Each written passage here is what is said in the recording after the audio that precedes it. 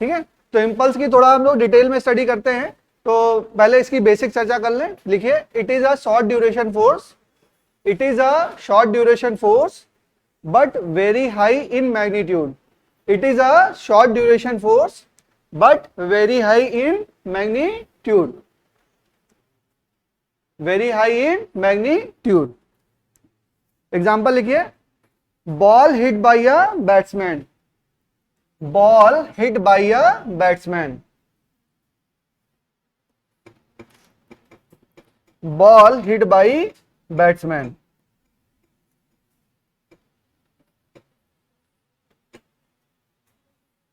Ball hit by batsman. ठीक है, impulse का बेसिक मीन्स क्या है? इंपल्स का बेसिक मतलब क्या है बताइए? इंपल्स का मतलब है, शुद्ध हिंदी में समझिए, झटका लगना। क्या मतलब है? झटका लगना। ठीक है, तो उसको क्या बोलेंगे? इंपल्स बोलेंगे। ठीक है, और इसके अलावा क्या है? इंपल्स इज डिनोटेड बाई, आ जाओ, impulse is denoted by I और J. Impulse is denoted by I से रिप्रेजेंट करते हैं और जे से। देखो, जब हम लोग 12th का पढ़ेंगे ना, जैसे इलेक्ट्रोस्टैट वगैरह पढ़ेंगे, वहां पे आई किसका, करंट के लिए भी यूज होता है, तो वहां पे जे से भी नोटेशन कर सकते हैं। आप लोग कंफ्यूज हो सकते हो कि आई किसके लिए है, तो या तो इंपल्स को आई से मान लो या तो जे से मान सकते हैं। ठीक है, कंफ्यूजन नहीं होना चाहिए। ठीक है, नेक्स्ट लिखिए, इंपल्स बराबर होता क्या है? इंपल्स बराबर force into time. Force into time. Unit क्या होगा इसकी? न्यूटन सेकंड, और क्या? केजी मीटर पर सेकंड स्क्वायर इंटू सेकंड। तो क्या हो जाएगा ये? केजी मीटर पर सेकंड। इसकी यूनिट क्या है? न्यूटन सेकंड या केजी मीटर पर सेकंड। डायमेंशन क्या होगी? ये सब आपको पता है। डायमेंशन ऑफ इंपल्स क्या है? M L T minus 1, M L T minus 1। ठीक है,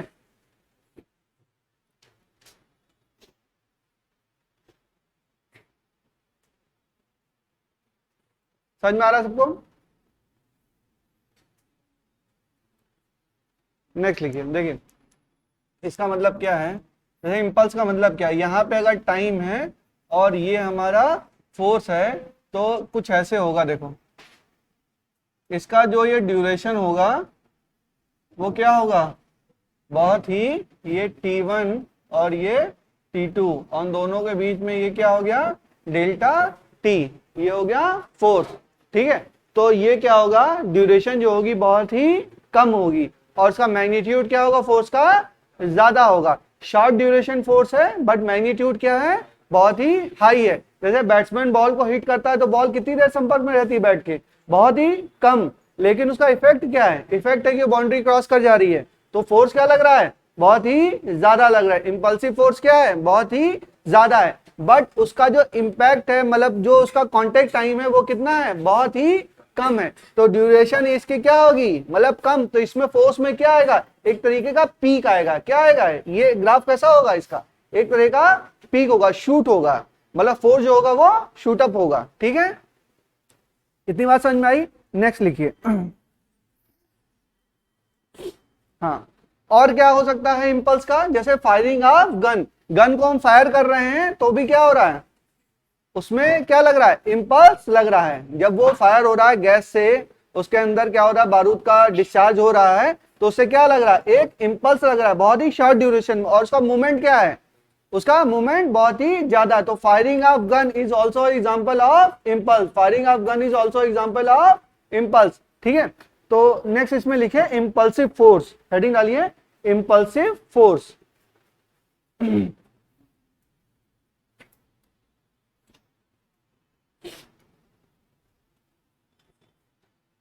और बताइए, जैसे बॉल को हम ड्रॉप कर रहे हैं तो इस पे भी क्या लग रहा है?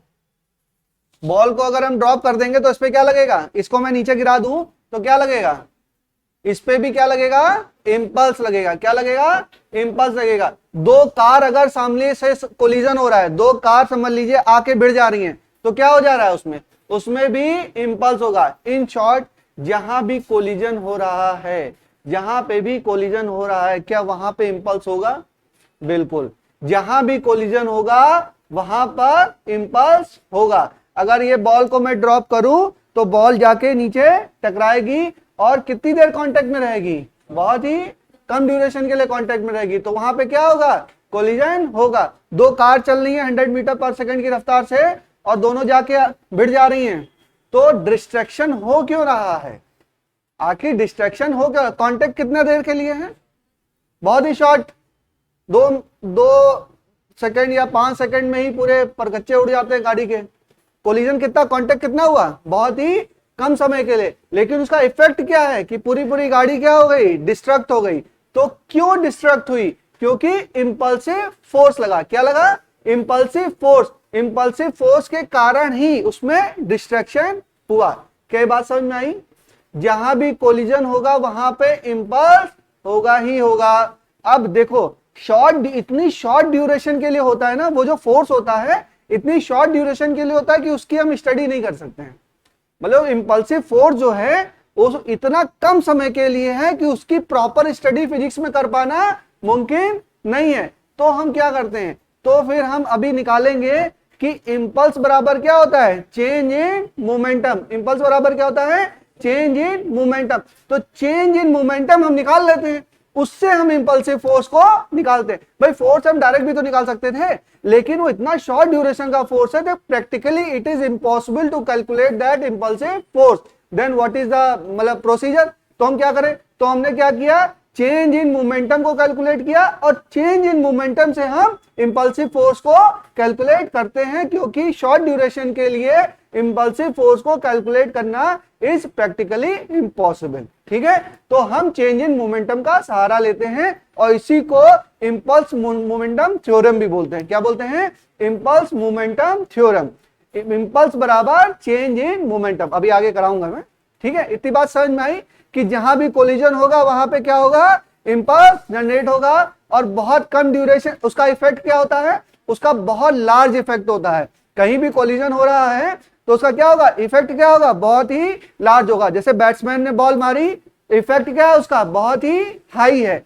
बॉल फायरिंग ऑफ गन किया तो इफेक्ट क्या है? बहुत ही हाई है। दो कार अगर आपस में भिड़ी तो इफेक्ट क्या है उसका? हाई। इंपल्सिव फोर्स का इफेक्ट क्या है? हमेशा ही ज्यादा है, बट बहुत ही शॉर्ट ड्यूरेशन के लिए है, तो उसको एज इट इज कैलकुलेट करना is practically impossible. Then we take the help of change in momentum. तो इंपल्स बराबर change in momentum.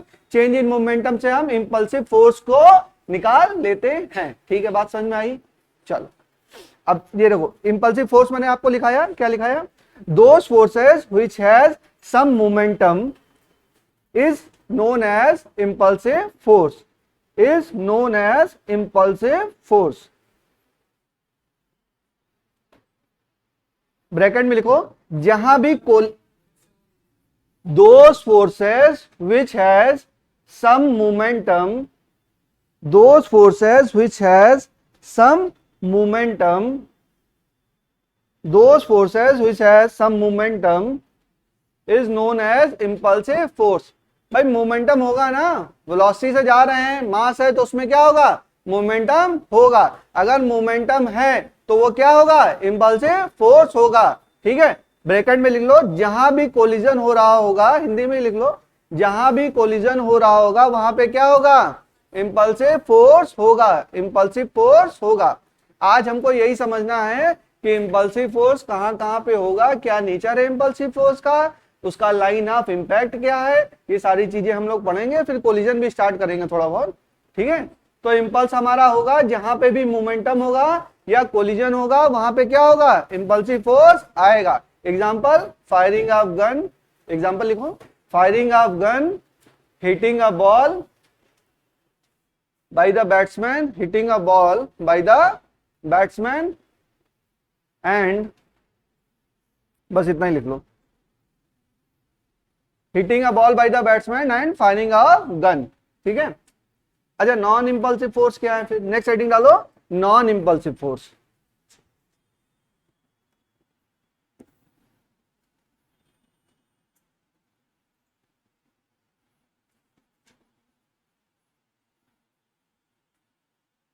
Non impulsive force, ठीक है। नॉन इंपल्सिव फोर्स क्या है, देखो जितने भी ग्रेविटेशनल फोर्स हैं, स्प्रिंग फोर्स हैं, इलेक्ट्रोस्टैटिक फोर्स हैं, मैग्नेटोस्टैटिक फोर्स हैं, वो सारे क्या हैं, नॉन इंपल्सिव फोर्स। उसमें कोई इंपल्स नहीं लग रहा है बेटा। जैसे स्प्रिंग को भी हम खींचते हैं, उसके पीछे क्या फोर्स आता है, F बराबर माइनस KX आता है, तो उस फोर्स को हम क्या कर सकते हैं, मीजर कर सकते हैं, और एक तरीके से इंपल्स जनरेट वो नहीं कर रहा है। मतलब अगर हम स्प्रिंग को स्ट्रेच कर रहे हैं तो उस फोर्स का हम मेजरमेंट कर सकते हैं, नॉर्मल उसका फॉर्मूला दिया हुआ है। तो फोर्स कैसा है, इंपल्सिव फोर्स नहीं है। और क्या है, ये मान लो ये बॉडी इस पे रखी हुई है, ठीक है, अगर रखा हुआ तो mg नीचे लग रहा है, ग्रेविटेशनल फोर्स लग रहा है। अच्छा ये नॉर्मल ऊपर लग रहा है, तो क्या बॉडी उछल रही है क्या, समझिए। इंपल्सिव फोर्स का मतलब क्या है, उसके अंदर एक सडन चेंज आए, झटका लगे। इंपल्स का मतलब क्या है, एक झटका लगना। तो ग्रेविटेशनल फोर्स से क्या इस बॉडी पे कोई झटका लग रहा है, नहीं लग रहा है। अगर झटका नहीं लग रहा तो इंपल्सिव फोर्स नहीं है। तो इसको याद कर लेंगे, gravitational force, electrostatic force, magnetostatic force, spring force, ये सारे क्या है, ये सारे आपके नॉन इंपल्सिव फोर्स हैं। क्या है, नॉन इंपल्सिव फोर्स है। और इंपल्सिव फोर्स होगा, अच्छा स्प्रिंग फोर्स में थोड़ा कंफ्यूजन आता है कि इंपल्सिव फोर्स हो सकता है, वो भी इंपल्सिव फोर्स नहीं है, क्योंकि उसके फोर्स का एग्जैक्ट इक्वेशन हमको पता है। फोर्स का एक एग्जैक्ट इक्वेशन हमको पता है। इंपल्सिव फोर्स में डायरेक्ट हम नहीं निकाल सकते हैं। कैसे निकालते हैं, चेंज इन मोमेंटम की मदद से हम इंपल्सिव फोर्स को निकालते हैं, डायरेक्ट हम उसको नहीं निकाल सकते हैं, ठीक है। तो वैसे भी उसमें क्या है, वो तो स्प्रिंग की प्रॉपर्टी है कि उसको स्ट्रेच करो तो वो पीछे आता है, बट वो इंपल्स नहीं है, that is not impulse, that is a property of a spring, spring की प्रॉपर्टी है। यहाँ पे ग्रेविटेशनल फोर्स लग रहा है, तो क्या इसको कोई झटका वगैरह लग रहा है बॉडी को, नॉर्मल नीचे ऊपर लग रहा है, तो बेटा है तो स्टेशनरी ही ना, इसमें कोई मूवमेंट तो हो नहीं रहा है। अगर मूवमेंट नहीं हो रहा तो ये इंपल्सिव होगा, इंपल्स नहीं होगा। और जहां भी मोमेंटम, जैसे मैंने लिखा है ना कि जहां मोमेंटम होगा वहीं पे इंपल्सिव फोर्स होगा, ये बात लिखाई ना मैंने। Those forces which has the sub momentum, इसको कोई मोमेंटम है क्या, बॉडी रखी हुई है, कुछ मोमेंटम है इस पे, मास है, वेलोसिटी तो है नहीं। जब वेलोसिटी नहीं है तो इस पे मोमेंटम नहीं है, तो ये कौन सा फोर्स है, नॉन इंपल्सिव, नॉन इंपल्सिव। तो हमको समझ में आया कि एक फोर्स होता है इंपल्सिव, एक होता है नॉन इंपल्सिव। जो इंपल्सिव फोर्स होता है उसमें क्या होता है, कुछ ना कुछ मोमेंटम होता है, और नॉन इंपल्सिव फोर्स है उसमें मोमेंटम नहीं होता है, उसमें मोमेंटम नहीं होता है। इंपल्सिव फोर्स का एग्जांपल क्या है, इंपल्सिव फोर्स का तो बहुत सारे एग्जांपल है, जैसे हिटिंग ऑफ बॉल और फायरिंग ऑफ गन। तो इंपल्सिव फोर्स की एग्जैक्ट कैलकुलेशन हम नहीं कर सकते, there is no formula for calculation of impulsive force. हम क्या करते हैं, चेंज इन मोमेंटम की मदद से इंपल्सिव फोर्स कैलकुलेट करते हैं। कैसे करते हैं अभी मैं आगे बताऊंगा, ठीक है। अब नॉन इंपल्सिव फोर्स क्या होते हैं, ग्रेविटेशनल फोर्स, मैग्नेटोस्टैटिक फोर्स, ठीक है, electrostatic force, spring force, these all are the non impulsive forces. और इसकी हम गणना या इसकी कैलकुलेशन हम कर सकते हैं, और इसमें क्या है, कोई भी मोमेंटम नहीं है, ठीक है। चलो लिख लो, those forces which does not have any momentum, those forces which does not have any momentum is known as non-impulsive force, is known as non-impulsive force. Example लिखिए, ग्रेविटेशनल फोर्स, एग्जाम्पल लिखेंगे gravitational force, comma spring force, gravitational force, spring force, comma electrostatic force, electrostatic force, comma magnetostatic force. Electrostatic magnetostatic अगर नहीं समझ में आ रहा होगा तो 12th में ही समझ में आएगा। वैसे भी देखो, इलेक्ट्रोस्टैटिक फोर्स लगता है, दो चार्ज के बीच में इलेक्ट्रोस्टैटिक लगता है, तो क्या चार्ज छटक के कहीं चला जाता है क्या, दो चार्जेस हैं उनके बीच में इलेक्ट्रोस्टैटिक फोर्स लग रहा है, तो उसके इफेक्ट में क्या मूवमेंट हो जाता है क्या, नहीं होता है, वो दोनों स्टेशनरी पे ही हैं। फोर्स लग रहा है तो क्या है, एक स्टेशनरी है, कोई उसमें सडन मूवमेंट नहीं है। तो इलेक्ट्रोस्टैटिक फोर्स क्या है आपका, नॉन इंपल्सिव है, उसमें इंपल्स जनरेट नहीं है, सडन चेंज नहीं हो रहा, झटका उसमें नहीं लग रहा है। बात समझ में आ रही है ना, इलेक्ट्रोस्टैटिक और मैग्नेटोस्टैटिक क्या है, नॉन इंपल्सिव फोर्स है, ठीक है। इतनी बात समझ में आई, अब बताओ, चलिए नेक्स्ट करते हैं। देखो, F बराबर आपको पता है, F बराबर क्या होता है, dp बाई dt। ये पता है सबको, पता है कि नहीं, भूल गए? F बराबर ma से ही आता है ये, dp बाई dt। यहां पे क्या किया, F dt बराबर क्या हो जाएगा, dp, और ये T1 से T2 तक अगर वेरी कर रहा है, ये क्या है, PI और ये PF, तो ये क्या हो जाएगा, PF माइनस PI, यानी कि डेल्टा P। तो डेल्टा P बराबर T1 से T2 F dt। Delta P बराबर T1 से T2 F dt, ठीक है। तो इसका मतलब क्या है, व्हाट इज दिस। अच्छा चलो, ये चेंज इन मोमेंटम है और वो क्या है, इम्पल्स है, इतना लिख लो तो बताते हैं। तो डेल्टा बी, अगर एफ आपका कांस्टेंट है, अगर एफ आपका कांस्टेंट है तो ये T1 से T2 और ये dt बराबर क्या हो जाएगा, एफ dt बराबर डेल्टा पी। अच्छा यहाँ पे एफ कौन सा है, ये कौन सा फोर्स है, ये कौन सा है, इंपल्सिव फोर्स है। क्या है, इंपल्सिव फोर्स है। तो इसको मैं, अगर इसको मैं एफ इंपल्स लिख दूं तो सही लिखूंगा क्या, एफ इंपल्सिव डेल्टा टी बराबर डेल्टा पी। तो एफ ये इंपॉर्टेंट नहीं है, इंपल्सिव है ये, delta P upon delta T. तो इंपल्सिव फोर्स बराबर इज इक्वल टू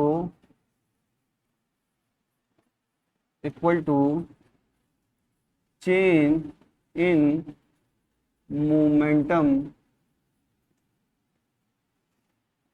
पर unit time. Impulsive force is equal to change in momentum per unit time, ठीक है, पर यूनिट। एफ इंपल्सिव ये क्या है, इंपल्सिव फोर्स बराबर change in momentum per unit time, and this is known as impulse momentum theorem. इसी को हम क्या कहते हैं, इसी को कहते हैं इंपल्स मोमेंटम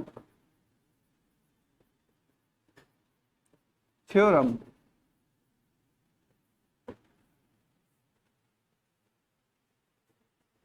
ठीक है, बात समझ में आई। एफ इंपल्सिव बराबर delta P upon delta T. मैं आपको बताता हूं, एक फॉर्मूला आप लोग याद रखिए, कुछ मत याद रखिए। F impulsive into delta T बराबर डेल्टा पी, इसको याद रखेंगे।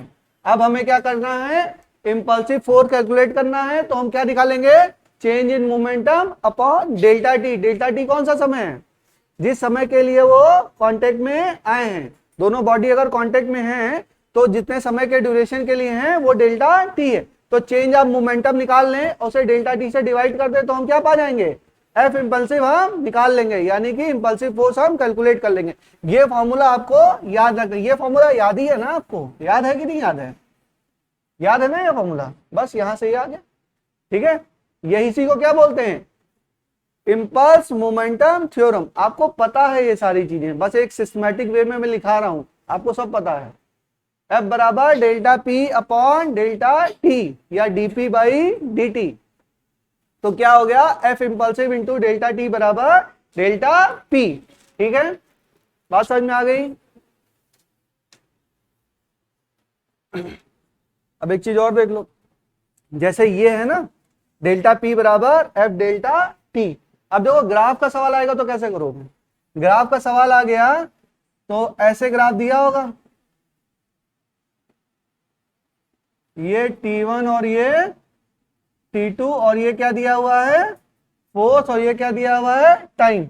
बताओ एफ डी टी का क्या मतलब है, इंटीग्रेशन एफ डी टी, क्या मतलब है इसका, area under the force time graph. अगर फोर्स टाइम ग्राफ का एरिया मैं निकाल लूं, इसका एरिया क्या है, यही है, ठीक है, तो वो एरिया किसके बराबर हो जाएगा, चेंज इन मोमेंटम के बराबर हो जाएगा। बात समझ में आई।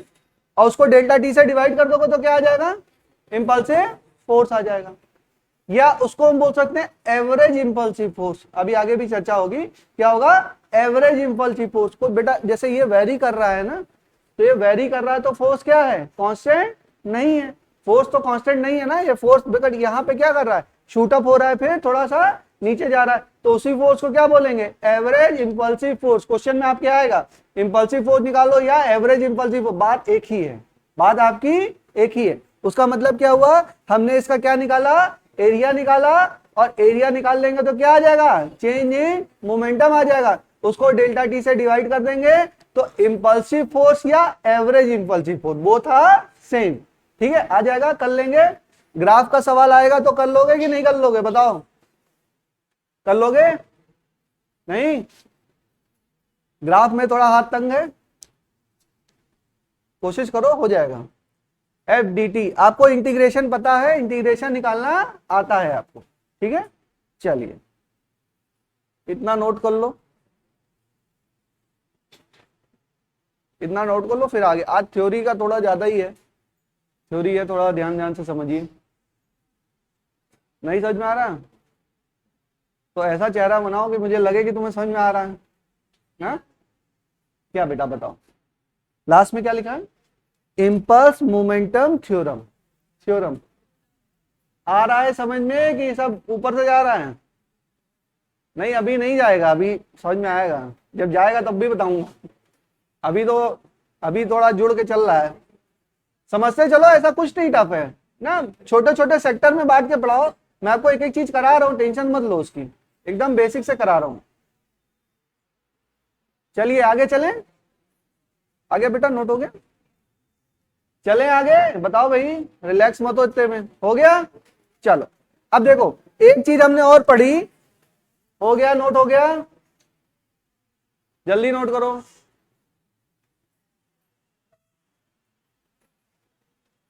हुआ नोट, नोट्स बना रहे हो कि नहीं, चेक करेंगे किसी दिन, आगे चले बेटा, ठीक है। तो देखो हमने बोला आपसे कि ये फॉर्मूला आप याद कर लेंगे। देखो हर सिस्टम में क्या है ना, इतनी थ्योरी पढ़ाई, थ्योरी का सार क्या निकल के आया, F impulse into delta T बराबर डेल्टा पी, ये फॉर्मूला आपको याद रखना है, ठीक है। तो F impulse into delta T बराबर डेल्टा पी, और ये सब चीजें आपको पता है, कोई ऐसी चीज नहीं है कि मैं नया बता रहा हूं ना, delta P upon delta T.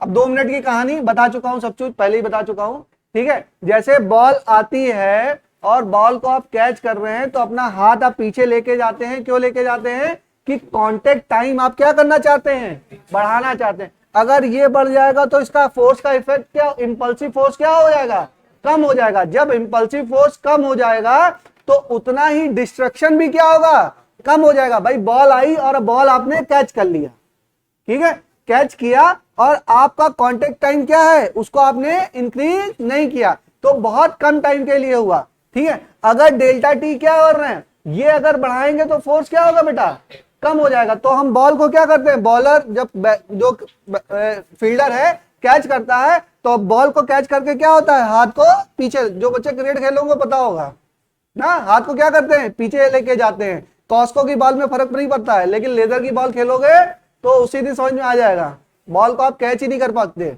अगर आप पीछे नहीं लेके जाएंगे तो आप उस चीज को फील नहीं कर सकते। नेक्स्ट मैंने आपको बताया था ट्रेन में बफर्स होते हैं, क्या बताया था, बफर्स होते हैं, ठीक है। एक बार दिखा देते हैं विजुअलाइजेशन के लिए, हो सकता है आप लोग को किसी को ना पता हो, बच्चे को, ठीक है।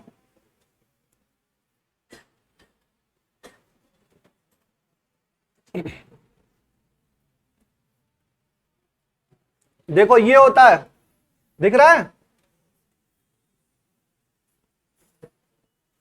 दिख रहा है नहीं दिख रहा है भाई, बताओ ये क्या है, बताओ ये जो क्या है, ये सारे क्या है, ये बफर्स हैं। जब बोगियां टकराई, बोगियां, अरे इंजन नहीं है, इंजन तो है, इसकी बात कर रहा हूं बेटा। बफर समझ में आया था, कल पढ़ाया था मैंने, नहीं समझ में आया, ये देखा है सबने, ट्रेन में जो बोगीज होती हैं, तो कुछ बच्चे बोलते हैं ब्रेक वगैरह है, क्या क्या है, व्हाटएवर, ठीक है। आज कॉन्सेप्ट क्लियर कर लेते हैं, ये क्या है, बफर्स है। इंजन चल रहा है बेटा, इंजन ही तो घसीट रहा है पूरी रेलगाड़ी को, बात समझ में आई। इंजन आपका स्टॉप हो गया, जब इंजन स्टॉप हो गया तो क्या गाड़ी के सारी रुक जाएंगी, भाई उसमें क्या है, एक मोमेंटम है, सब में मास है और सब में वेलोसिटी है, और इतना उसमें डिस्क ब्रेक नहीं लगी हुई है कि सारी डिस्कें रुक गई, ठीक है ना। इतनी बड़ी गाड़ी को रोकना इतना आसान नहीं है, तो ब्रेक्स वगैरह क्या है, अब उसके रोकने के बावजूद ड्यू टू इनर्शिया क्या होगा, मूवमेंट होगा, और जो मूवमेंट होगा तो दोनों बोगी क्या होंगी, आपस में टकराएंगी, और आपस में जब टकराएंगी और अगर वो शॉर्ट ड्यूरेशन के लिए टकराएंगी तो एक बहुत ज्यादा इंपैक्ट कर देंगी। जब शॉर्ट ड्यूरेशन के, जैसे दोनों टकराई तो क्या होगा, शॉर्ट ड्यूरेशन के टकराएंगी तो क्या होगा, उससे इंपैक्ट क्या होगा, ज्यादा होगा। तो हमको उनकी ड्यूरेशन क्या करनी है, बढ़ानी है। अगर दोनों टकरा भी रहे हैं तो उसकी ड्यूरेशन क्या करें, हम इंक्रीज कर लें। तो इसी को बोलते हैं शॉकर, शॉकर टाइप का ही है। तो शॉकर होते हैं ना, बाइक में लगे होते हैं, जब ये टकराएगा तो ये वाला, ये क्या एंड क्या है, ये अंदर की तरफ चला जाएगा, ये एंड क्या है, ये अंदर की तरफ चल जाएगा, तो ये क्या होगा, आपको टाइम मिल जाएगा, कांटेक्ट टाइम क्या हो जाएगा, बढ़ जाएगा। कांटेक्ट टाइम बढ़ेगा तो इंपल्सिव फोर्स क्या करेगा, रिड्यूस होगा। इंपल्सिव फोर्स क्या होगा, रिड्यूस होगा। इसी चीज के लिए बफर्स, इसको बोलते हैं, क्या बोलते हैं, बफर्स बोलते हैं, ठीक है। और ये हर रेलगाड़ी वगैरह में आपकी लगा होता है, ठीक है। बात समझ में आई क्या। चेचिस का अलग रोल है, चेचिस लोड वगैरह ट्रांसफर करता है, ठीक है। और चेचिस ओवरऑल बॉडी की स्ट्रेंथ को डेवलप करता है। जैसे चेचिस जो होती है वो अलग चीज होती है, जैसे बॉडी है ना, यहां से ऐसे ऐसे लगे पट्टे लगे होते हैं ना, उसी को चेचिस बोलते हैं, पट्टे। तो पूरा पूरा लोड को क्या करता है, वो मैनेज करता है। वो एक अलग चीज है बेटा, वो एक अलग चीज है, वो इस पर डिपेंड नहीं कर रहा है। वो एक पट्टे लगे होते हैं तो ओवरऑल उसकी स्टेबिलिटी को मैनेज कर रहा है। बट ये क्या है, सॉकर, भाई उसमें कहां कोलिजन आ रहा है, इसमें कोलिजन आ रहा है क्या, these are entirely different thing. अब चेचिस नहीं आती है, जो अच्छी गाड़ी है उसमें क्या आता है, हा? कुछ और आता है, याद नहीं आ रहा मुझे। चेचिस तो मतलब जो एकदम लो ग्रेड की है उन्हीं में आ रहा है। अब चेचिस नहीं आता है, अब अलग आता है, इसमें कुछ दूसरी चीज है, याद नहीं आ रहा मुझे, अब दूसरी गाड़ियों में आता है। तो ये ओवरऑल स्टेबिलिटी के लिए, इसमें चेचिस का मतलब नहीं है, क्रैंक वगैरह आते हैं या व्हाटएवर।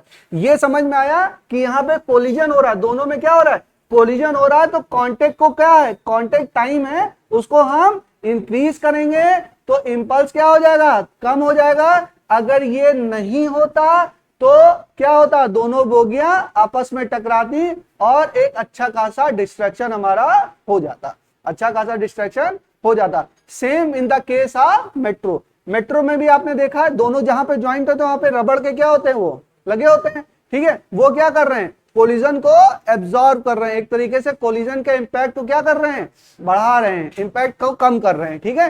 टाइम को क्या कर रहे हैं, कॉन्टेक्ट टाइम को बढ़ा रहे हैं। सारे शॉकर्स का यही काम है। आपकी गाड़ी में शॉकर लगा हुआ है, जैसे झटके से आप मोटरसाइकिल आपकी गड्ढे में गिरी तो क्या हुआ, एक इंपल्स आया, आया कि नहीं आया, इंपल्स आपका आया। तो शॉकर क्या कर रहा है, उसके इंपल्स का टाइम पीरियड को क्या कर रहा है, इंक्रीज कर रहा है। टाइम पीरियड इंक्रीज करेगा तो इंपल्स का जो इफेक्ट आएगा या इंपल्सिव फोर्स आएगा वो क्या हो जाएगा, कम हो जाएगा। आप ई रिक्शा में बैठिए, ई रिक्शा में पीछे के साइड में शॉकर्स नहीं होते हैं, अरे गड़गड़ गड़गड़ गड़गड़ गड़गड़ ऐसे चलता है ना। फील करिए आप, अभी फील कर लीजिएगा, यहां से उतरते ही पीछे वाली सीट पे बैठिए तो और फीलिंग होगी। वो देखिए कितना ज्यादा इंपल्स आपको करता है। और कार में बैठ के आप चलिए तो कार में क्या है, इंपल्स नहीं आता है, कार में इंपल्स नहीं आता है। या गियर वाली साइकिल आप चला के देखिए, दोनों में डिफरेंस आपको पता चल जाएगा। नॉर्मल साइकिल चलाइए और गियर वाली साइकिल चलाइए तो उसमें क्या होगा, इंपैक्ट आता है ना, फील किया है ना। ई रिक्शा का तो फील किया ही होगा सबने, ठीक है। ई रिक्शा तो आजकल चल रहे हैं मार्केट में बहुत अच्छे से, पता नहीं क्यों पीछे नहीं दिया उन्होंने शॉकर्स, बहुत ज्यादा वो हिलता है। क्यों हिल रहा है, क्योंकि हल्का फुल्का भी गड्ढा है तो उसको इंपैक्ट को क्या कर रहा है, एब्जॉर्ब नहीं कर पा रही, क्योंकि शॉकर लगा ही नहीं उसमें। जब शॉकर लगा ही नहीं है तो जितना इंपल्स आ रहा है, जितना गड्ढे में जा रहा है उतना इंपल्स आपको दे रहा है, तो आपको क्या हो रहा है, झटके महसूस हो रहे हैं। बट शॉकर्स लगा होता तो उसका इंपल्स का इफेक्ट क्या हो जाता, कम हो जाता, तो आपको झटके नहीं लगते। जैसे कार वगैरह में होता है तो उसमें नहीं पता चलता है, ठीक है। चलो हो गया, समझ में आ गया। रोल्स रॉयल में बैठिए, बिल्कुल झटका नहीं महसूस होगा। उसमें आप पानी का ग्लास ऐसे रख दीजिए तो उसमें महसूस ही नहीं होगा कि आपको गाड़ी चल भी रही है ना। तो रोल्स रॉयल में बैठने के लिए फिर पढ़ना भी पड़ेगा ना। तो चलो पढ़ाई कर लें हम, जितनी अच्छी गाड़ी उतना अच्छा वो। चलिए समझ में आ गया कि नहीं, समझ में आ गया, चलिए नेक्स्ट लिखिए, क्या लिखाया मैंने, एफ डेल्टा टी बराबर डेल्टा पी, ठीक। हाँ नोट करके लिखिए, नोट लिखिए। क्लियर हो गई बात, क्लियर है। थ्योरी में सवाल आ सकता है, बहुत इंपॉर्टेंट से समझेंगे ना, समझ में आया बेटा। लिखो, नोट करके लिखो, usually colliding bodies are impulsive force, usually colliding bodies are impulsive force. Second point लिखो, second point, gravitational force and spring force, gravitational force, spring force, electrostatic force and magnetostatic force, gravitational force, spring force, electrostatic force and magnetostatic force are always non-impulsive, are always non-impulsive। क्या है, non-impulsive हैं। Spring force खास करके याद रखिएगा, confusion होता है, ठीक है, क्योंकि उसकी एग्जैक्ट वैल्यू हमको पता है। इंपल्सिव फोर्स आएगा तो हम ये समझते हैं कि उसका एकदम से यूजुअली वो डिफाइंड नहीं है, क्योंकि बहुत ही शॉर्ट ड्यूरेशन के लिए लगता है। तो जब भी इंपल्सिव फोर्स निकालना है तो चेंज इन मोमेंटम की मदद से ही हम निकालेंगे। ये बात समझ में आ रही है, चेंज इन मोमेंटम की मदद से वेल डिफाइंड फोर्स नहीं है, क्योंकि शॉर्ट बहुत ही, जैसे बैट्समैन ने हिट किया बॉल को तो बहुत शॉर्ट ड्यूरेशन के लिए लगा, तो बहुत शॉर्ट ड्यूरेशन, तो उसका मेजरमेंट करना, उसको कैलकुलेट करना या उसके लिए कोई फॉर्मूला डेवलप करने में फिजिसिस्ट को क्या हुआ, बहुत सारी परेशानी हुई, उसका कोई एग्जैक्ट फॉर्मूला डेवलप नहीं हो पाया। तो हमने क्या किया, चेंज इन मोमेंटम की मदद से हम इंपल्सिव फोर्स को निकाले। बात समझ में आ रही है। Practically it is impossible to calculate the impulsive force, क्योंकि वो क्या है, बहुत ही शॉर्ट ड्यूरेशन का फोर्स है, ठीक है। नेक्स्ट लाइन से एक लाइन और लिखिए, थर्ड पॉइंट लिखिए, impulse is a vector quantity, impulse is a vector quantity and its direction is along the, impulse is a vector quantity and its direction is in the direction of change in momentum, and its direction is in direction of change in momentum।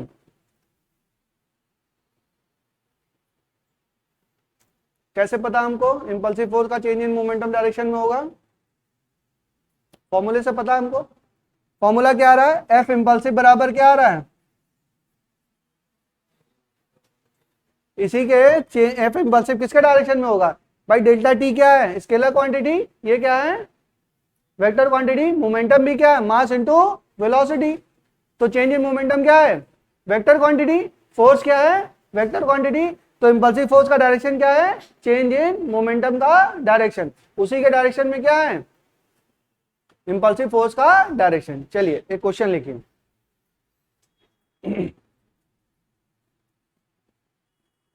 A man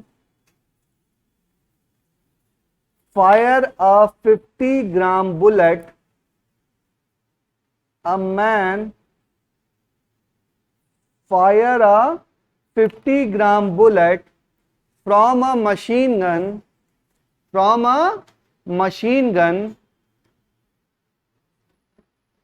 a man fire a 50-gram bullet from a machine gun, each at a speed of, each at a speed of 1 kilometre पर second, 1 kilometre पर second, मास दिया हुआ है 50 ग्राम, velocity कितनी दी हुई है 1 kilometre पर second.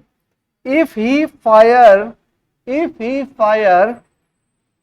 20 bullets, 20 bullets in 4 seconds, if he fire 20 bullets in 4 seconds, what is the average force, what is the average force does he exert, does he exert against the machine gun, what is the average force does he exert against the machine gun, against the machine gun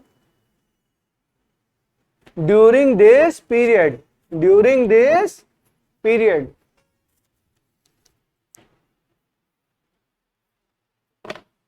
during this bullet. अच्छा क्या मतलब है, machine gun से क्या चला रहा है, bullet चला रहा है, ठीक है।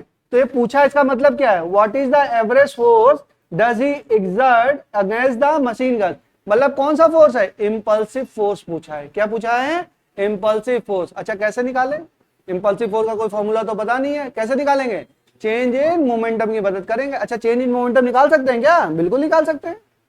देखो बताओ कितना होगा, चेंज इन मास दिया है, वेलोसिटी दिया है, तो initial momentum, final momentum, F dot delta T बराबर चेंज इन मोमेंटम। फॉर्मूला याद आया, जैसे ही सवाल ये आया आपको समझ में आना चाहिए सवाल किस चीज का है, इंपल्सिव फोर्स का सवाल है।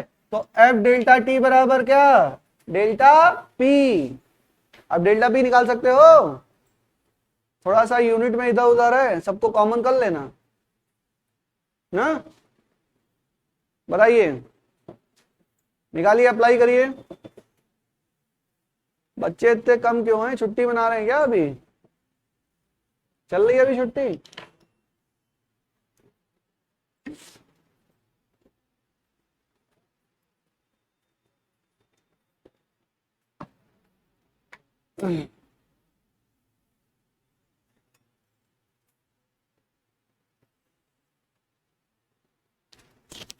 चलिए अप्लाई करिए, चेक करता हूं मैं।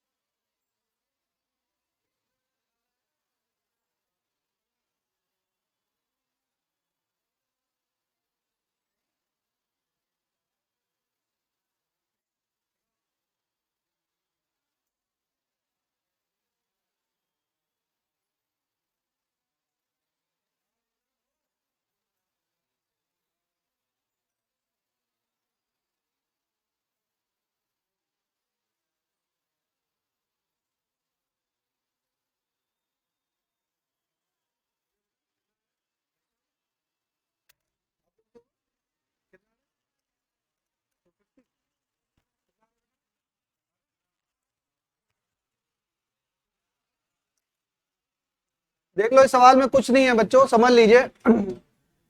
एक बात आपको समझ में आई कि फायरिंग ऑफ गन है, तो फायरिंग ऑफ गन में इंपल्सिव फोर्स हमको कैलकुलेट करना है, तो हम किसकी मदद पे जाएंगे? इंपल्स मोमेंटम थ्योरम से हम उसको सॉल्व करेंगे। बेसिक फॉर्मूला आपको पता है, एफ डॉट डेल्टा टी बराबर डेल्टा पी। ये हमको फॉर्मूला तुरंत याद आना चाहिए। फायरिंग ऑफ गन जहां पे हुआ वहीं पे हमको क्या समझ में आना चाहिए कि इंपल्स का सवाल है। ये क्या है? इंपल्स और मोमेंटम थ्योरम का सवाल है। और आते ही आपने क्या लिखा? एफ डॉट डेल्टा टी बराबर डेल्टा पी। इनिशियल मोमेंटम क्या है बेटा? Initial momentum 0। फाइनल मोमेंटम क्या है? Mass into velocity. मास कितना? 50 ग्राम। तो 50 अपॉन 1000। ये क्या हो गया भाई? एक यूनिट में चेंज कर लेंगे ना। ये क्या हो गया आपका? ये। और v कितना है? किलोमीटर पर सेकेंड है, तो इसको क्या करेंगे? मीटर पर सेकेंड। मीटर पर सेकेंड, ठीक है। और देखो कितनी बुलेट हैं? 20 बुलेट हैं। तो मोमेंटम फाइनल क्या निकाले? 20 बुलेट का मोमेंटम निकाले, तो ये कितना आ जाएगा? ये आ जाएगा 1000। ये क्या आ जाएगा? 1000। तो डेल्टा पी बराबर क्या हो जाएगा? P F minus P I बराबर क्या? 1000। अब हमको एक फॉर्मूला पता है कि F impulsive into delta T बराबर डेल्टा पी। तो कितने समय में फायर कर रहा पूछ रहा है? एवरेज फोर्स पूछ रहा है ना। Average impulsive force in 4 second, ठीक है ना। तो ये क्या हो जाएगा? एफ इंपल्सिव बराबर क्या हो जाएगा? 1000 बाई 4। कितना आ जाएगा? 250 क्या न्यूटन में आएगा, क्योंकि आपने सबको किस में चेंज कर लिया? आपने एमकेएस में सबको चेंज कर लिया, एमकेएस यूनिट में सबको चेंज कर लिया। तो क्या आ जाएगा? 250 न्यूटन। ठीक है, बेसिक सवाल, बहुत बेसिक सवाल, ठीक है, एकदम स्टार्टिंग का सवाल है। क्या गलती किया? चलिए बोलो, क्या? दोबारा बोलो।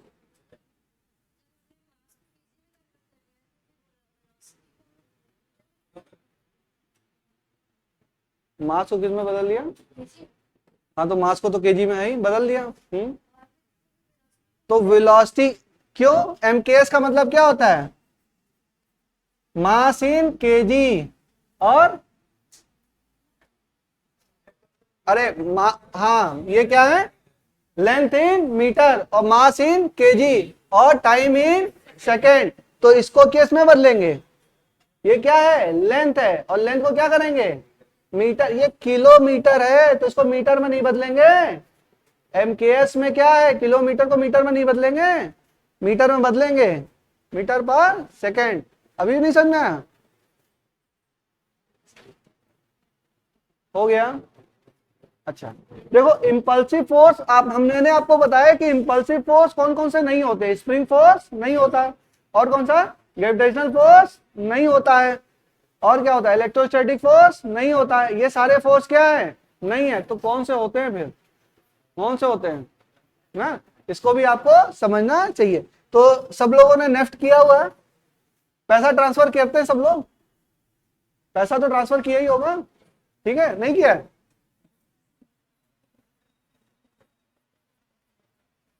नेफ्ट करते हैं ना, या आज ही, क्या बोलते हैं? आज ही, बताओ, याद दिलाओ।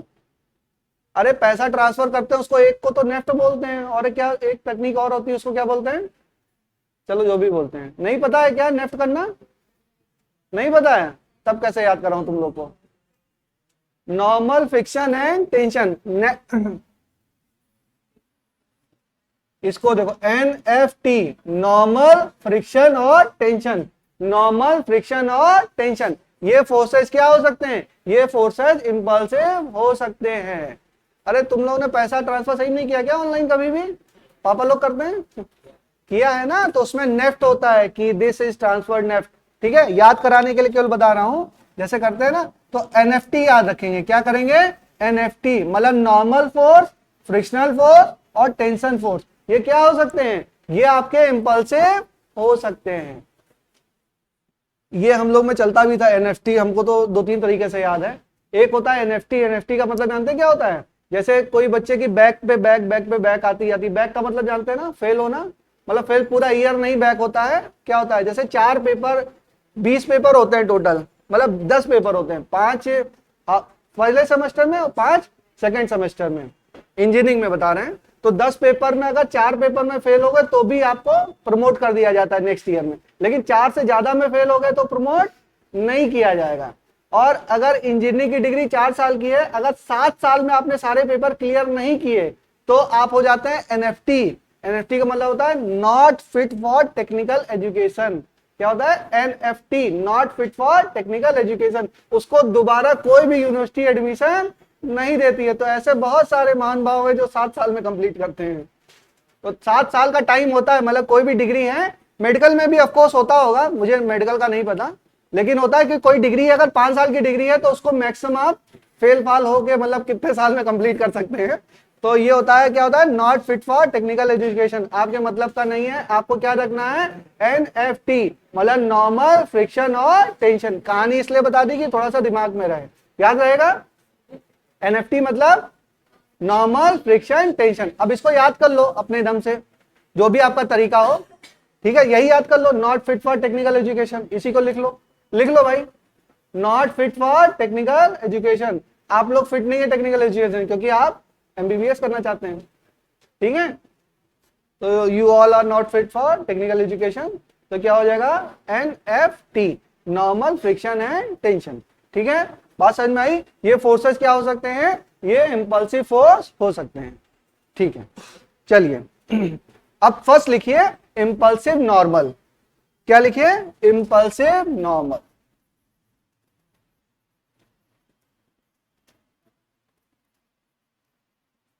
कौन सा नॉर्मल इंपल्सिव होगा, हर नॉर्मल इंपल्सिव नहीं होगा, कौन सा होगा इसके बारे में चर्चा करते हैं ना।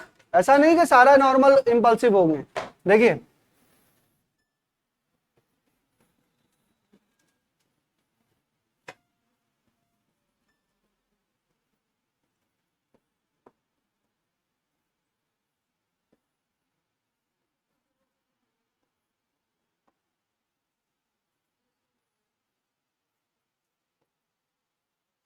बात समझिए, ये मास m1 है, ये मास m2 है, इस पे क्या लग रहा है m1g, ऊपर क्या लग रहा है n1, ये क्या है m2g, और ये क्या लग रहा है n2। मैंने बोला कि नॉर्मल फ्रिक्शन और टेंशन इंपल्सिव हो सकते हैं, बट इसका ये मतलब नहीं कि सारे नॉर्मल इंपल्सिव होंगे, ऐसा मैंने नहीं कहा है। अब ये देखो यहाँ पे जो n1 और n2 है, क्या ये इंपल्सिव है, ये इंपल्सिव नहीं है। इंपल्स का मतलब क्या है बेटा, झटका लगना। क्या इसकी बॉडी को रखा है तो झटका लग रहा है क्या, नहीं लग रहा है। वो तो अपना क्या है, जितना मास से दबा रहा है उतना कांटेक्ट फोर्स क्या कर रहा है, नॉर्मल उसको लगा रहा है। अब ये दोनों मूव कर रहे हैं, ये इधर मूव कर रहा है और ये इधर मूव कर रहा है, और समहाउ मान लो किसी पॉइंट पे आके ये दोनों टकरा गए, ठीक है। अगर टकरा गए तो ये इस पे एक नॉर्मल लगाएगा और ये इस पे एक नॉर्मल लगाएगा, ठीक है। तो इसको मैं मान लेता हूं n3, तो इधर n3 लगेगा और इधर भी n3 लगेगा। तो जब ये कांटेक्ट में आएंगे और टकराएंगे तो कांटेक्ट सरफेस के क्या, कांटेक्ट सरफेस के परपेंडिकुलर क्या लग रहा है, आपका नॉर्मल लग रहा है, और नॉर्मल लगेगा, नॉर्मल लगेगा। तो ये कौन सा नॉर्मल है, ये आपका है इंपल्सिव नॉर्मल। लिखिए इसमें n1 and n2 are non impulsive normal. ये बेटा आगे काम आएगा कोलिजन में, अभी बेस बना रहे हैं आपका ना, कोलिजन में सब काम आएगा। n1 and n2 are non impulsive normal and n3 are impulsive normal.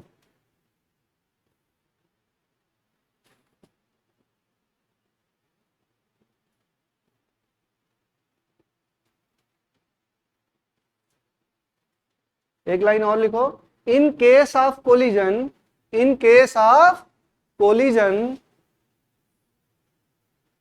in case of collision, force at the surface of collision, force at the surface of collision are always impulsive, are always impulsive।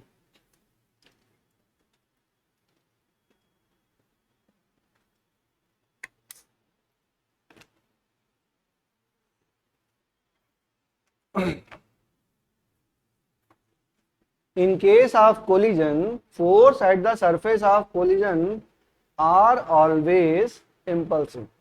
बात समझ में आ गई? चलिए एक चीज और देखते हैं, मिटा दो इसको, हो गया? नोट कर लिया? नोट करिए, जल्दी नोट करिए। नोट हुआ बेटा?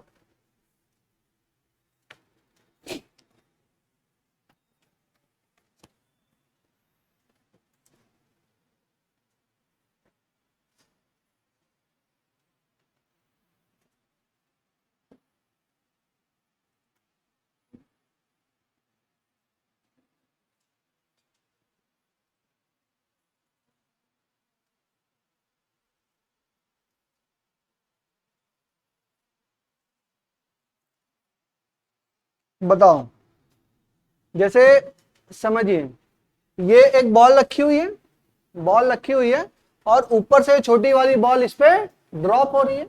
छोटी वाली बॉल इस पे ड्रॉप हो रही है, तो जब बॉल ड्रॉप होगी तो ये जो इसका इससे क्या होगा, कांटेक्ट लगेगा, तो इस पे एक क्या आएगा, एक हमारा नॉर्मल आएगा, तो वो कैसा होगा, इंपल्सिव होगा। और उसका इफेक्ट कुछ इस पे भी आएगा, तो ये भी क्या करेगा, बॉडी को और ग्राउंड में प्रेस करेगा, जो ओरिजिनली रखा था उससे मतलब नहीं है। यहाँ पे क्या होगा, एक और नॉर्मल जनरेट होगा, जो इसको और ज्यादा प्रेस करेगा, तो वो कैसा नॉर्मल होगा, इंपल्सिव नॉर्मल होगा। अगर ये N1 और N2 क्या होंगे, आपके इंपल्सिव नॉर्मल होंगे। इसको समझ लीजिए कि ये बॉल को ऊपर से ड्रॉप किया जा रहा है ना, ऊपर से बॉल ड्रॉप करेंगे तो N1 N2 क्या होंगे, इंपल्सिव नॉर्मल होंगे। नोट कर लीजिए, both normal are impulsive normal, both normal are impulsive normal.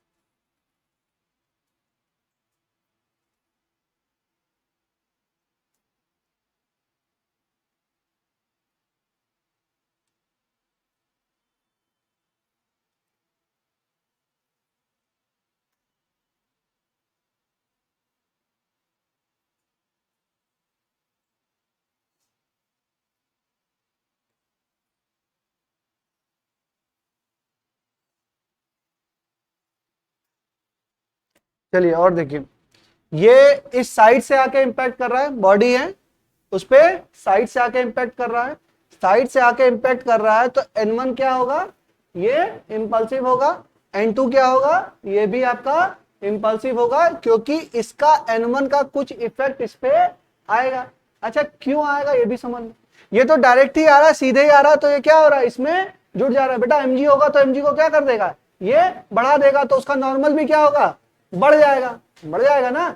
अच्छा ये इधर आ रहा है, तो ये मैं मान लेता हूं ऐसे आएगा, तो इसका एक कंपोनेंट इधर और एक कंपोनेंट इधर, तो इसको क्या किया, इसने बढ़ा दिया, नॉर्मल को बढ़ा दिया, तो इंपल्स आपका बढ़ गया। बढ़ा कि नहीं बढ़ा, बढ़ गया। तो ये मैं बोलूं N1 और N2 क्या है, ये भी दोनों क्या है, इंपल्सिव नॉर्मल है। Impulsive normal, direction is very important.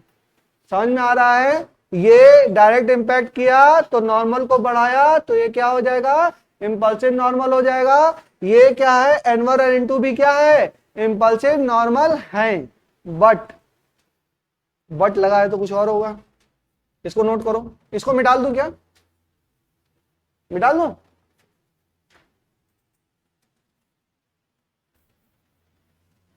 गौरव मुस्कुरा रहे हो, समझ में नहीं आ रहा है क्या, बताओ।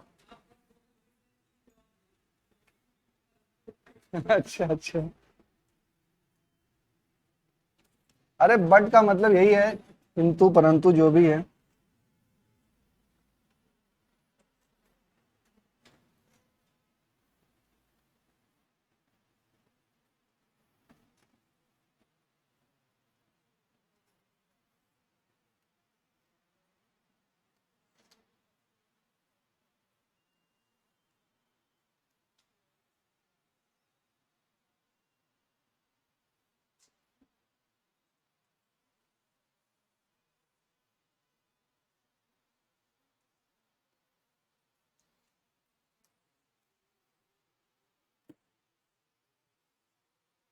बताओ N1 N2 N3 इसमें से कौन सा इंपल्सिव होगा, कौन सा इंपल्सिव नहीं होगा, या तीनों इंपल्सिव होंगे?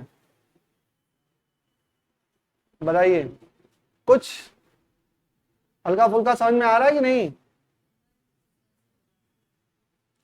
N1 तो आपको इंपल्सिव होगा ही, दोनों टकरा रहे हैं, ठीक है।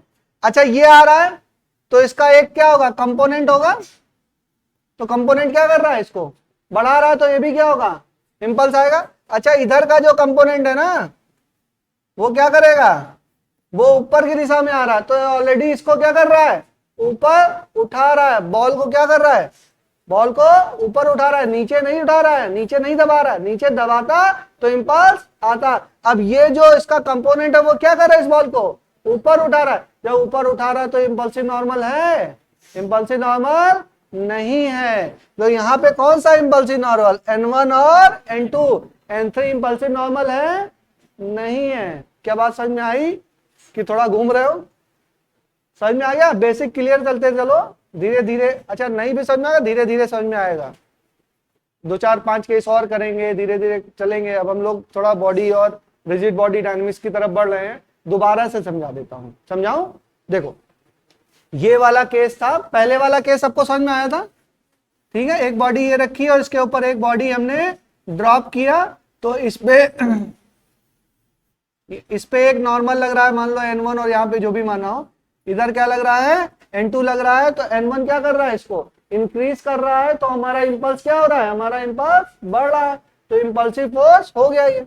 अब ये बॉडी आके इस पे ऐसे टकरा रही है, अगर ऐसे टकरा रही है तो कॉन्टेक्ट सरफेस इनके बीच का, भाई नॉर्मल क्या होता है बेटा, कॉन्टेक्ट सरफेस के परपेंडिकुलर, बता ही रखा है, कॉन्टेक्ट सरफेस के परपेंडिकुलर। तो इधर क्या लगा, ये बॉडी इस पे लगाएगी N1 इधर, और ये बॉडी इस पे लगाएगी N1 इधर, इतनी बात समझ में आई। और ये क्या है, ये N2 लगा रही है, भाई ये इस पे दबाएगा N2 से, ये भी N2 से, ठीक है। अब ये जो N1 का कंपोनेंट है बेटा, ये क्या है, ये मान लो N1 ही है, आगे जा रहा है, इसका कंपोनेंट एक इधर डायरेक्शन में, एक इधर डायरेक्शन में, तो कंपोनेंट नीचे के डायरेक्शन में क्या हो गया, बढ़ गया, तो दबाव क्या हो गया बेटा, बढ़ गया। जब दबाव बढ़ा तो बॉडी क्या होगी, अपना जितना वो दबाव डलेगा उतना क्या करेगा, वो ऊपर जाने की कोशिश करेगा, तो वो क्या हो जाएगा, वो आपका इंपल्सिव हो जाएगा, वो क्या होगा, इंपल्सिव हो जाएगा। इसको आप फील कर सकते हो, जैसे बड़ी बड़ी बॉल है, उस पर छोटी बॉल हिट करो, छोटी बॉल हिट करो, तो छोटी बॉल भी क्या करेगी, जंप करेगी, और बड़ी बॉल भी क्या करेगी, हल्का सा मूवमेंट होगा। यहाँ पे बड़ी बॉल पे छोटी बॉल आके हिट किया, तो ये बॉल भी मूवमेंट किया, और इसने भी ऊपर की दिशा में मूवमेंट हुआ। बट इस केस में आप ऐसा नहीं कर सकते, ये इससे आके टकराई, ये इससे आके टकराई, तो ये क्या करेगा, ये इसको नीचे दबाएगा, तो इसका मूवमेंट होगा, बट इसके मूवमेंट के बारे में हम श्योरिटी से नहीं कर सकते हैं, ठीक है। इसमें क्या है, ये बॉडी तो हमेशा क्या कर रही है, ये इसको ऊपर की तरफ ही ले जा रही है, ये क्या कर रही है, ऊपर की तरफ, तो नीचे पे दबाव पड़ा नहीं, तो इंपल्स हमारा क्रिएट नहीं हुआ। अगर इंपल्स क्रिएट नहीं हुआ तो हमारा क्या होगा, हमारा नॉर्मल नहीं आएगा, ठीक है। तो चाहो तो देख लो अब कैसे बता दें। तो छोटी बॉल को है ना, ये बॉल है, देखिए बॉल ऐसे है, कोलिजन ही तो होना है, कोलिजन ही होना है, तो कोलिजन करा देंगे, कैसे कराएं, नहीं हो सकता कोलिजन। हाँ देखो, आओ भाई आओ, एक आदमी आओ, ठीक है। अच्छा ये डेस्क तो दिख रही है सबको, डेस्क दिख रही है क्या, रहने दो, बैठो बैठो तुम।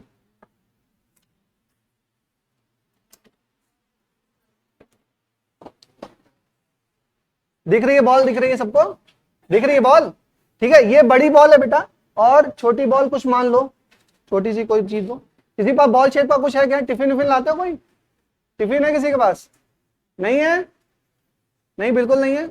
अच्छा रुक, मैं लेके आता हूं।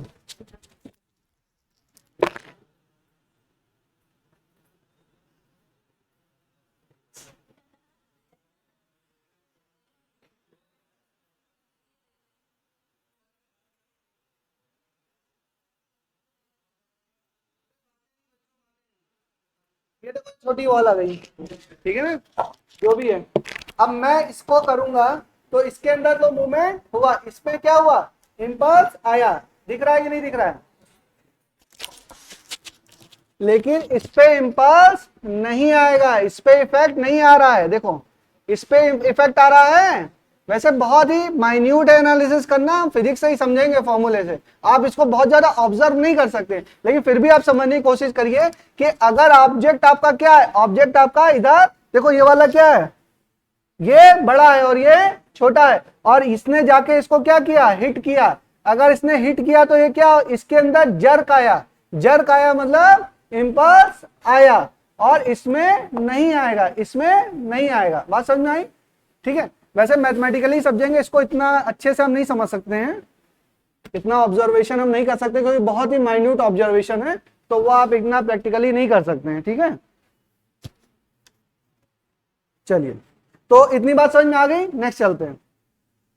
ये केसेस इंपॉर्टेंट है, याद रखिएगा। इसमें कौन सा है, इसमें लिखो N1 and N2, N1 and N2 are impulsive normal and N3 are non impulsive normal।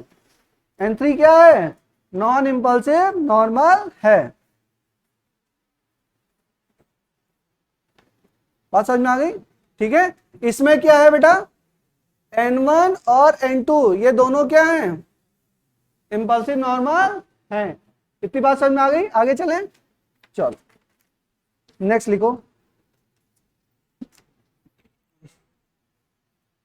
अब मैंने आपको बताया कि एनएफटी क्या पढ़ाया, एनएफटी नॉर्मल, फ्रिक्शन और टेंशन। क्या पढ़ा पहले हमने क्या पढ़ा, इंपल्सिव नॉर्मल। नेक्स्ट लिखिए इंपल्सिव फ्रिक्शन, हेडिंग डालिए इंपल्सिव फ्रिक्शन, इंपल्सिव फ्रिक्शन। इसमें एक लाइन लिखिए, if the normal between the two object, if the normal between the two object is impulsive, if the normal between the two object is impulsive,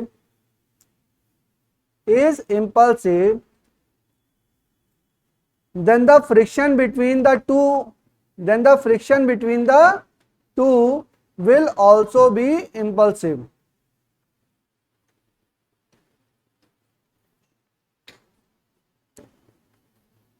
If the normal between the two object is impulsive, if the normal between the two object is impulsive, then the friction between the two will also be impulsive। Then the friction between the two will also be impulsive। अगर normal impulsive है ना, तो friction भी क्या होगा आपका, impulsive ही होगा। बस इसको लिख लो, बस एग्जांपल बना के, ये N1 और ये दोनों क्या हो जाएंगे, N2।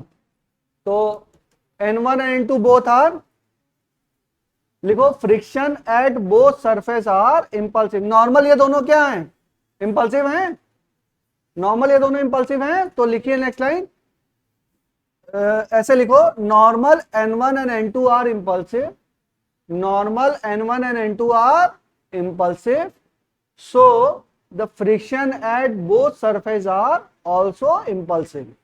So friction at both surface are also impulsive। अगर नॉर्मल इंपल्सिव है तो फ्रिक्शन भी क्या होगा, इंपल्सिव होगा।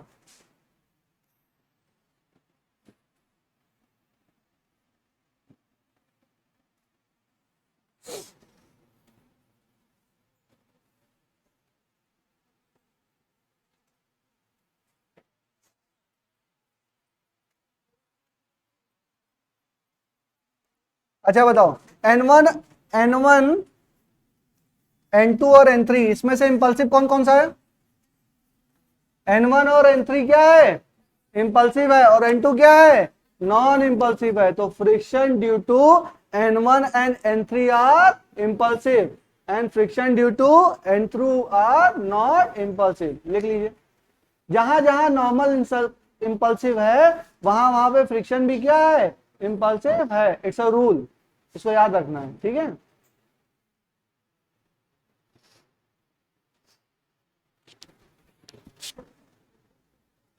if the normal between the two object is impulsive then the friction between the two will also be impulsive. यहाँ पे क्या है लिखो, friction due to N2 is non impulsive.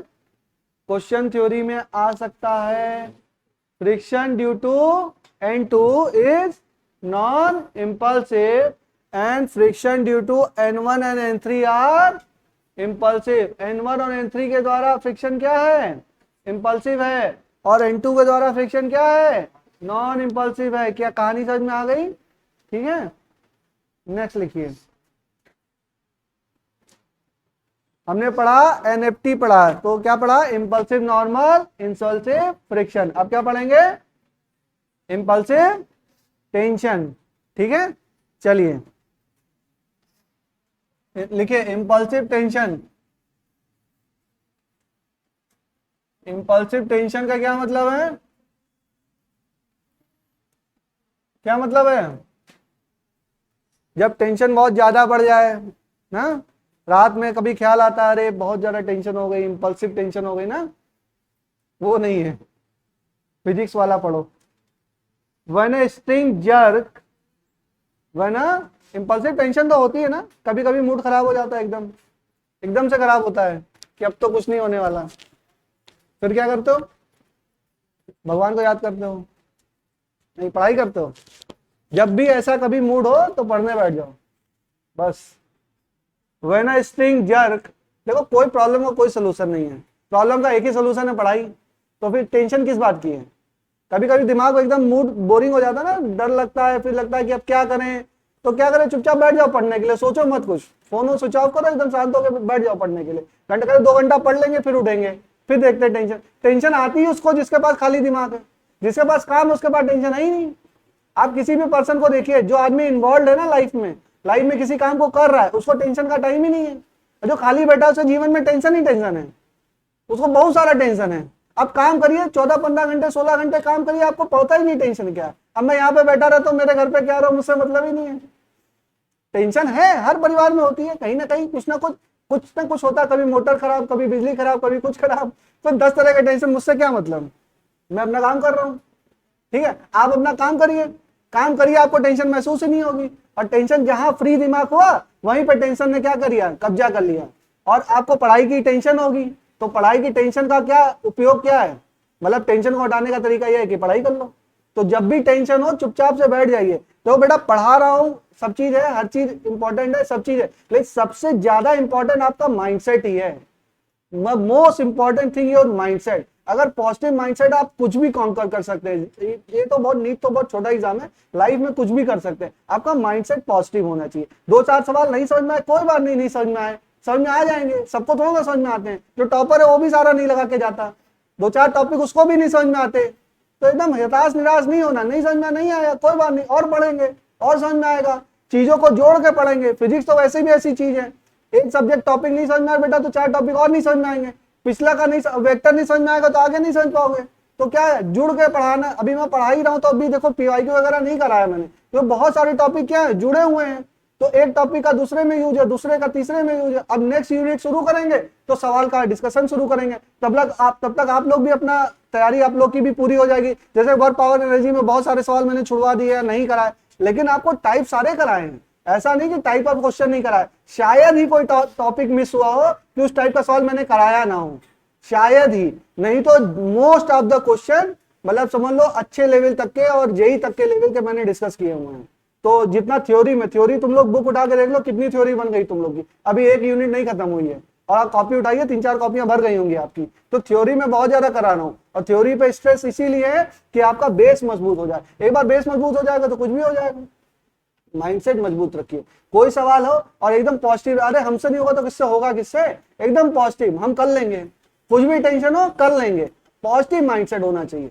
Positive mindset है तो कुछ भी कर लेंगे. ठीक है, अच्छा नेगेटिव माइंडसेट रहेगा तो कुछ भी नहीं कर पाएंगे. अच्छे लड़के आखिरी में जाके डिप्रेस हो जाते हैं, मैं आपको बता रहा हूँ. बहुत अच्छे लड़के, बहुत पढ़ने वाले बच्चे, जैसे आएगा फरवरी तो ऐसे एकदम हथियार डाल के बैठ जाएंगे, कहेंगे अब तो अगले साल देखेंगे. मतलब ये चीज नहीं होनी चाहिए. आखिरी टाइम, अभी 6 महीने आपके पास, बहुत अच्छा टाइम है. ये जो 6 महीने है ना, एकदम पढ़ाई का समय है, एकदम दबा के पढ़िए. ठीक है, बाकी हम लोग तो पढ़ाई रहे, अपना कर ही रहे हैं, आपका एफर्ट चाहिए मुझे. ठीक है, इस साल सिलेक्शन 100% होना ही होना है और हर हाल में होना है। और ये मत समझिए कि कहीं से भी किसी तरह की कोई कमी है, एकदम बेटर कंटेंट दिया जा रहा है आपको, बढ़िया कंटेंट दिया जा रहा है, और बस है कि आपको अपनी मेहनत अपने प्रॉपर वे में करनी है। कमियां हर जगह होती है, हमेशा होती है बेटा, कुछ ना कुछ कमी सबके पास हो जाती है, कहीं कुछ कुछ छूट जाएगा, कुछ रह जाएगा, तो उसमें परेशान नहीं होना है, जो है उसको अच्छे तरीके से करिए। ठीक है, तो अब दिवाली के माहौल से बाहर आइए, आप लोग सब लोग पहली बात प्रेजेंट होइए क्लास में, छुट्टी उट्टी करनी नहीं है, और 3 4 6 महीना अब हम लोग को अप्रैल तक एकदम बहुत मोशन में पढ़ना है। देखो दिवाली की छुट्टी हो गई होगी, लेकिन होली में तो इतनी छुट्टी करने का समय मिलेगा नहीं हम लोग को, क्योंकि वो एकदम पीक समय रहेगा आपका एग्जाम का, तो उसमें तो छुट्टी नहीं करेंगे। ठीक है, तो करते हैं फिर, चलो लिखो इसको।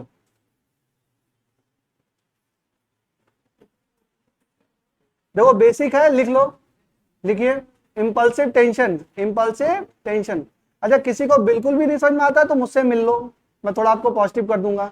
ठीक है, 5 10 मिनट के लिए मिल लो मुझे, तुम्हारी स्ट्रेंथ के हिसाब से तुम्हें बता दूंगा कि तुमको क्या करना है। ठीक है ना, हर आदमी के अंदर अलग अलग स्ट्रेंथ है, अलग अलग वीकनेस है, तो किसी बच्चे को कुछ भी नहीं समझ में आ रहा, अब वो आगे प्रोसीड कैसे करे, या जो बच्चे को समझ में आ रहा है वो एकदम फाइनल सिलेक्शन तक कैसा जाए, तो आप मुझे 1 to 1 मिलिए, मैं आपको थोड़ा थोड़ा गाइड करूंगा।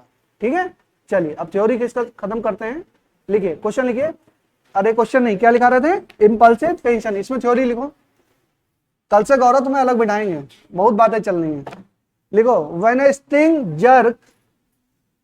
String jerk equal and opposite tension, when a string jerk मतलब झटका लगना, ठीक है, equal and opposite tension act suddenly at each point,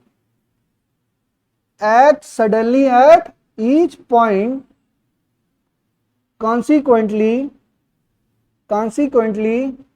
equal and opposite impulse act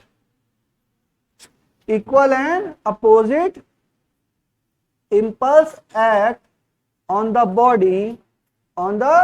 body attached with the string।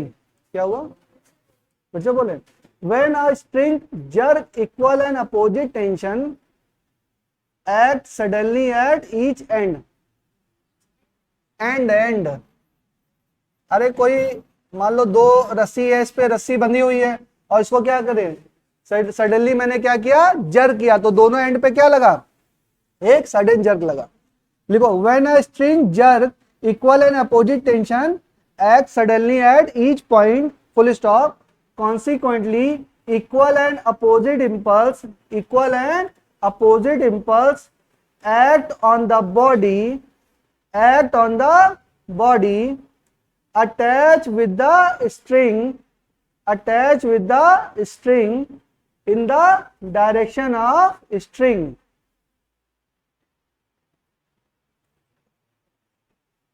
Consequently, equal and opposite impulse act on the body attached with the string in the direction of string। Theory है, अभी समझ में आएगा धीरे धीरे। ठीक है, जैसे कोई बॉडी है, इसके ऊपर क्या किया मैंने, मास m को लगा दिया, और इसको ऐसे झटका किया, और इसको झटका किया, तो इसमें क्या लगेगा, एक इम्पल्स लगेगा, टेंशन क्या लगेगा, एक इम्पल्स लगेगा। इसमें 2 केसेज हैं, 2 केसेज ये हैं कि एक में केस में क्या है, एक एंड आपका फिक्स्ड है, और दूसरे केस में है दोनों एंड पे बॉडी है। तो पहला केस लिखिए, केस 1। इसमें थर्ड लिखा है ना मैंने, इंपल्सिव टेंशन, तीसरा, इसमें ए पार्ट लिखो, वन के end of the string is fixed, one end of the string is fixed, one end of the string is fixed. String का वन एंड क्या है, फिक्स्ड है।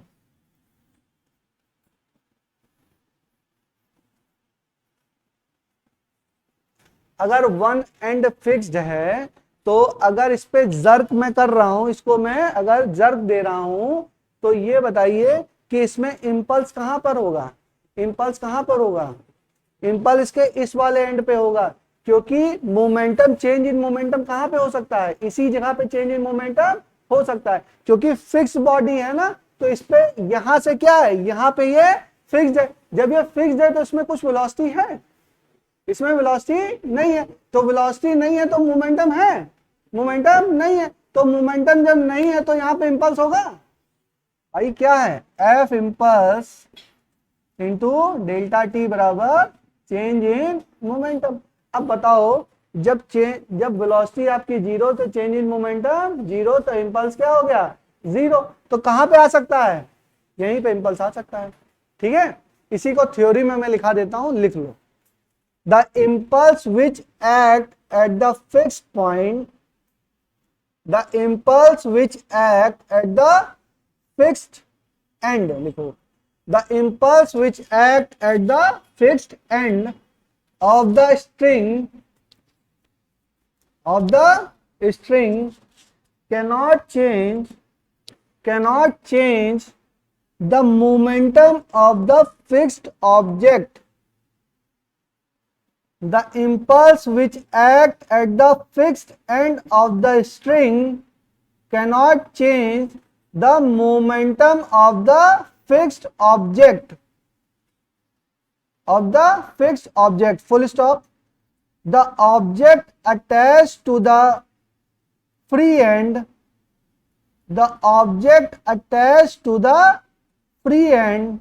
however,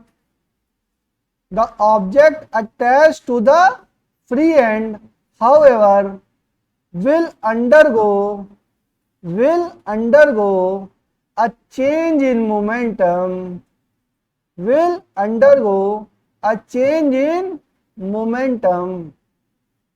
in the direction of string, in the direction of string, in the direction of string, in the direction of string, full stop. The momentum remain unchanged, the momentum remain unchanged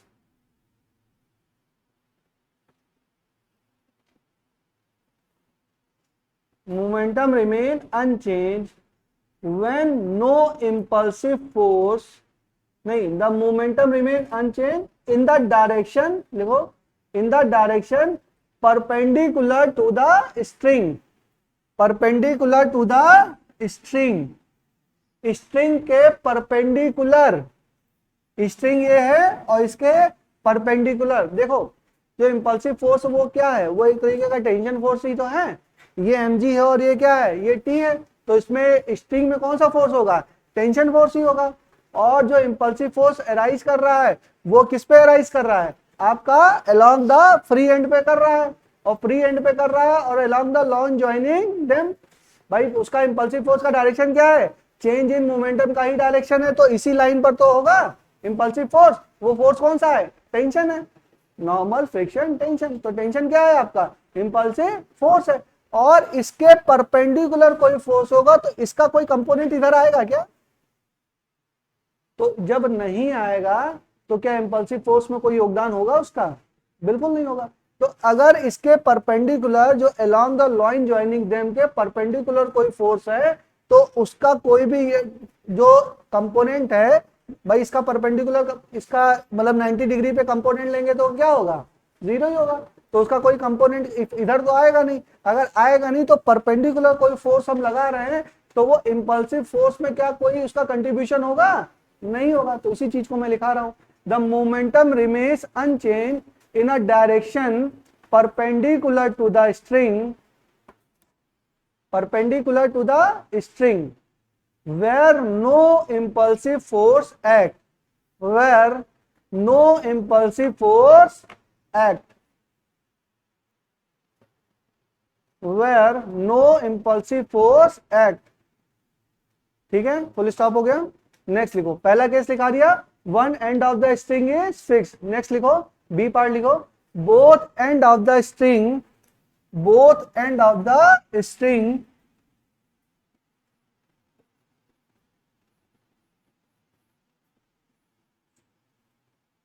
both end of the string is attached to the movable object, is attached to the movable object।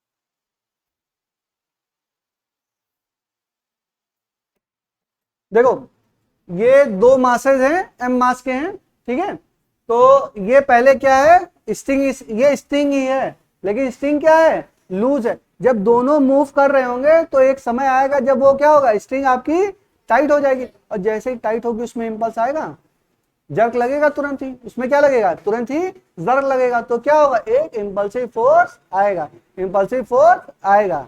और कहां पे आएगा, दोनों में आएगा। इसमें भी मास है, इसमें भी वेलोसिटी है, इसमें भी मास है और इसमें भी वेलोसिटी है, तो दोनों एंड पे क्या आएगा, एक इंपल्सिव फोर्स आएगा। क्या कौन सा इंपल्सिव फोर्स आएगा, वो टेंशन। और ये गलत नहीं लिखा है, ये क्या, string is tight, string is tight, but physics में हम इसको ये शब्द यूज करेंगे, इसको बोलते हैं टाउट। क्या बोलते हैं, टाउट। इसका टाउट का मतलब टाइट ही होता है। कहीं पे आपको दिखने में मिलेगा, क्वेश्चन में देख चुका है क्या, पहले दिखा है कहीं क्वेश्चन में, अब तक नहीं दिखा। कहीं भी टाउट होगा तो टाउट का मतलब क्या होता है, टाइट ही होता है। टाउट का मतलब क्या है, टाइट। स्ट्रिंग इज टाउट मतलब क्या है, स्ट्रिंग क्या है, टाइट है, स्ट्रिंग क्या है, टाइट है। इतनी बात समझ में आई। चलिए इसमें और लिखिए, in this case equal and opposite impulse act on the two object। in this case लिखो, ये बी पार्ट करके लिखा ना, बोथ द स्ट्रिंग, हाँ इसमें लिखो, in this case equal and opposite impulse act on the two object, equal and opposite impulse act on the two object producing equal and opposite change in momentum, equal and opposite change in momentum,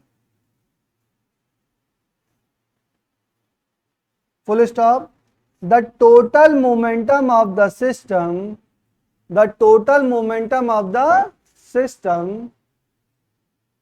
therefore remains constant। the total momentum of the system therefore remains constant although, comma लगा के, although the momentum of each indivisible object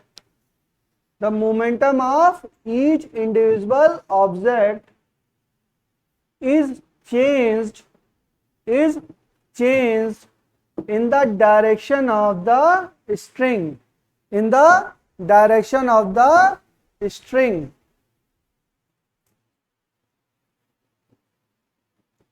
full stop। however perpendicular to the string, full stop भी समझा देता हूं क्या बोल रहा हूं। however perpendicular to the string no impulse act, however perpendicular to the string no impulse act and the momentum of each particle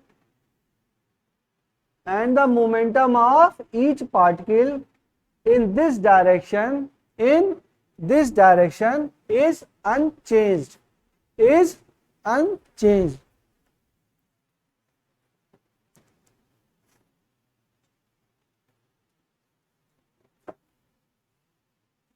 momentum of each individual object क्या है, परपेंडिकुलर टू द स्ट्रिंग।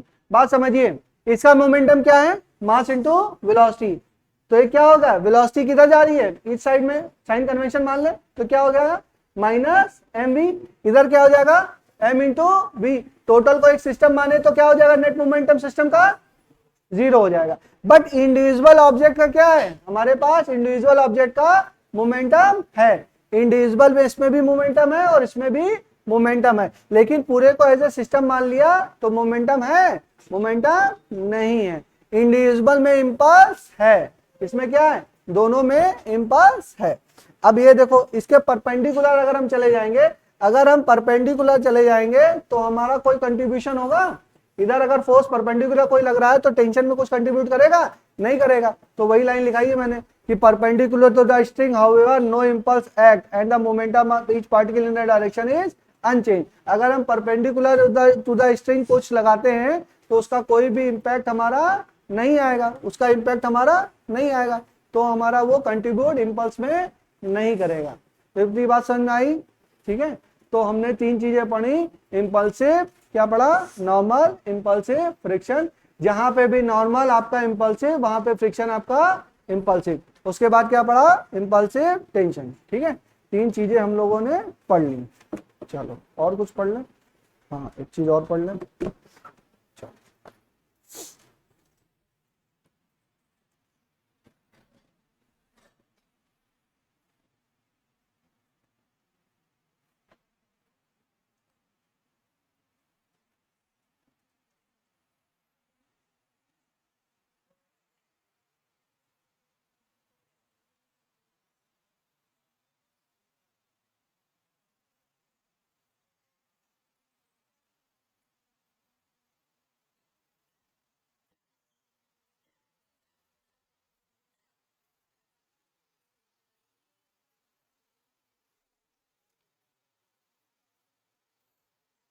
देखो बात समझिए, पहले समझिए कि B और सी नहीं है, ए ही है।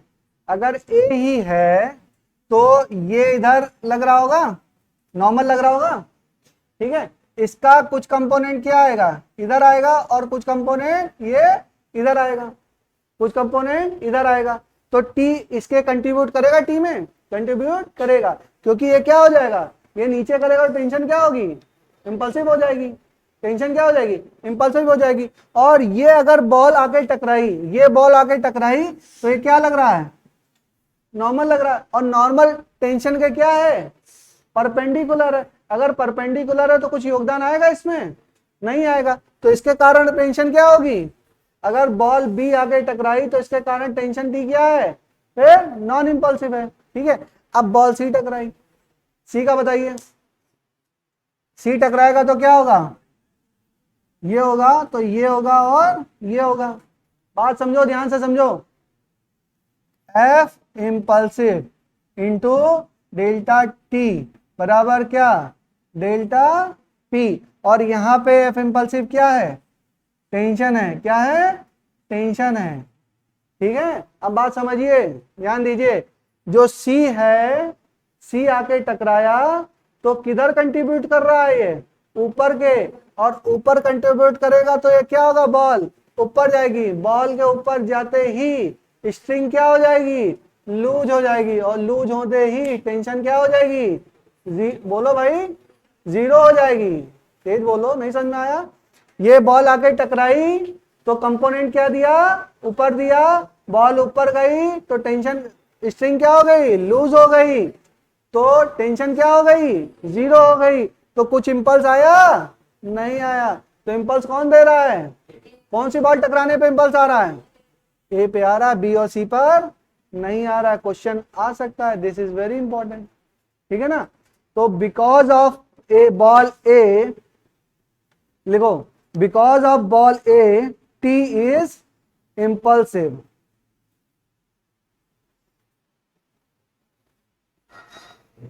अच्छा एक लाइन और लिखो, all normals are impulsive, all normals are impulsive, all normals are impulsive, but tension T is impulsive only for ball A.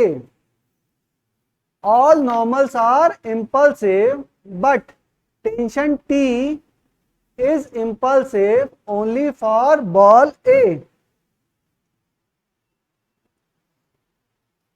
देखो थोड़ा सा ब्रेन को ओपन करिए, ढंग से समझिए। देखिए यहां पे इंपैक्ट कर रहा है तो नॉर्मल तो लग रहा है ना, तो नॉर्मल तो इंपल्सिव, भाई आके टकरा रहा है, ये बॉल टकरा रही है तो इंपल्सिव तो है ना, ये भी इंपल्सिव है, ये भी इंपल्सिव है, और ये भी इंपल्सिव है। लेकिन कौन सी बॉल के टकराने से टेंशन टी भी इंपल्सिव हो जाएगा, किसमें, कौन सा बॉल का टकराना कंट्रीब्यूट कर रहा है टेंशन टी के इंपल्सिव होने में, बॉल ए, ओनली बॉल ए। ये नहीं कर रहा, क्यों नहीं कर रहा बेटा, क्योंकि जब टकरा रहा है तो इसे अलोंग द लाइन ज्वाइनिंग के क्या है, परपेंडिकुलर है। समझ में आ रहा है कि नहीं आ रहा है बेटा? ये हो गया तो इसका क्या हो गया, ये फोर्स किधर लगा, परपेंडिकुलर लगा, तो कुछ कंपोनेंट देगा, नहीं देगा, कंपोनेंट नहीं देगा। तो यहाँ ये क्या है, इंपल्सिव होगा, नहीं होगा। ये बताओ, ये वाला जो कंपोनेंट देगा वो क्या करेगा, उसको बॉल को उठा देगा, और बॉल को उठा देगा तो टेंशन क्या हो जाएगी, जीरो हो जाएगी, इंपल्सिव वो फिर नहीं रह जाएगा। ये वाला जो है कंपोनेंट, ये इसके नीचे कंपोनेंट दे रहा है, यानी और इसका प्रेशर बढ़ा रहा है, तो इंपल्सिव होगा। ये क्या होगा, बॉल ए के टकराने से ही टेंशन टी क्या होगी, इंपल्सिव होगी, बाकी टकराने से टेंशन टी इंपल्सिव नहीं होगी। क्या बात समझ में आई या नहीं, बताओ भाई, आखिरी में सब लोग बताओ, आ रहा है बच्चों समझ में? कविता समझ में आया? मुंडी मत हिलाओ, सही बताओ, समझ में आया? ठीक है बेटा, आप लोगों को समझ में आया बच्चों? ठीक है, थोड़ा सा इंपल्स से हम लोग कोलिजन की तरफ देखो बेटा, अगर ये नहीं समझ में आएगा तो कोलिजन भी नहीं, समझ में आया बेटा तुमको? अगर ये नहीं समझ में आएगा तो फिर कोलिजन भी नहीं समझ में आएगा ना। थोड़ा थोड़ा करते हैं, इसको पढ़ लेना, आज घर पे जाके दोबारा फिर पढ़ लेना, हल्का सा थोड़ा सा कंफ्यूजिंग टॉपिक है, धीरे धीरे हम लोग कोलिजन की तरफ पढ़ेंगे तो हम लोग करेंगे। कॉपी मत करो, एक सवाल दे रहे हैं। अच्छा एक बात और बता दो, सुन लो, अभी पढ़ाएंगे वैसे रिजिड बॉडी में, लेकिन एक बात मेरी ध्यान से समझिए, अगर ये टेंशन जो है ये स्ट्रिंग नहीं होती, यहाँ पे रॉड होती, स्ट्रिंग नहीं होती, वो रॉड होती है, तब बताओ तो ए बी सी किसके कारण इंपल्सिव होता, ए के कारण भी होता बेटा और सी के कारण भी होता, तो रॉड थोड़ा ना मुड़ जाती, रॉड रॉड थोड़ा ना दब जाती, रॉड को दबाते तो रॉड भी दबाती, तब क्या होता, तब ये सी बॉल भी क्या होती, इंपल्सिव होती, सी बॉल भी इंपल्सिव होती। यहां पे स्ट्रिंग थी तो क्या कर दिया मैंने, इंपल्सिव, ये नॉन इंपल्सिव है, लेकिन रॉड होगी तो क्या होगा, इंपल्सिव होगा। तो एक लाइन लिख लो, इफ इन केस ऑफ, वैसे रिजिड बॉडी में और अच्छे डिटेल में समझाऊंगा, बट क्या ये बात मेरी समझ में आ रही है आप लोग को?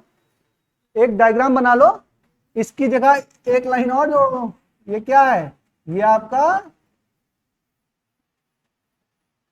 एक रॉड है। If string is replace by a rod, if string is replace bye, उसमें मत चेंज करो, नया बना लो, फिर कंफ्यूज हो जाओगे बेटा, वो नया बनाओ, इसमें बना लोगे तो स्ट्रिंग के लिए लिखवाया मैंने, फिर तुम उसको समझोगे ना। If string is replace by a rod then a ball A and B, मतलब impulsive, T is impulsive due to ball A and B, वहां पे टेंशन नहीं आएगा, कोई और फोर्स आएगा, लेकिन वो क्या होगा, इंपल्सिव होगा, जो भी फोर्स होगा वो इंपल्सिव होगा।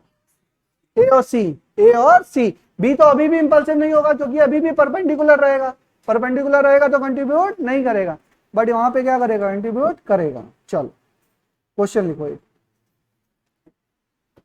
अच्छा थ्योरी में थोड़ा अजीब सा लगता है, लेकिन थ्योरी पढ़ना भी जरूरी है बेटा, थ्योरी नहीं पढ़ोगे तो डिटेल में समझ में नहीं आएगा, सवाल तो बहुत छोटे छोटे हैं।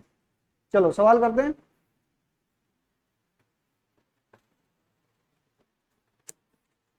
दो क्वेश्चन दे देता हूं, आप लोग करके लाइए, दे दो, चलो नोट करो।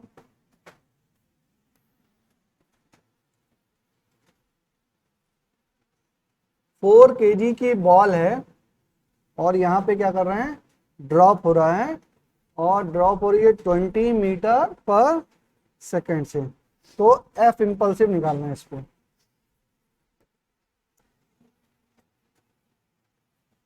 और डेल्टा टी बराबर है 10 की पावर -3 सेकेंड, डेल्टा टी कितना है, 10 की पावर -3 सेकेंड।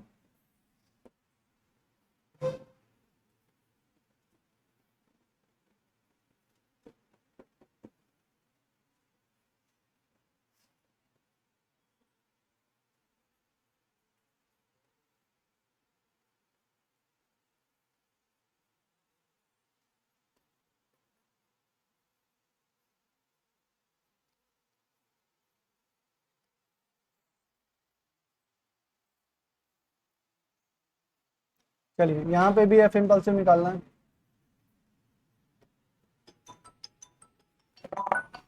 ठीक है, दोनों सॉल्व करके लाएगा। वैसे नहीं भी होगा तो परेशान मत होइएगा, थोड़ा सा इसमें एक कॉन्सेप्ट और है कोलिजन का, नहीं बताया मैंने।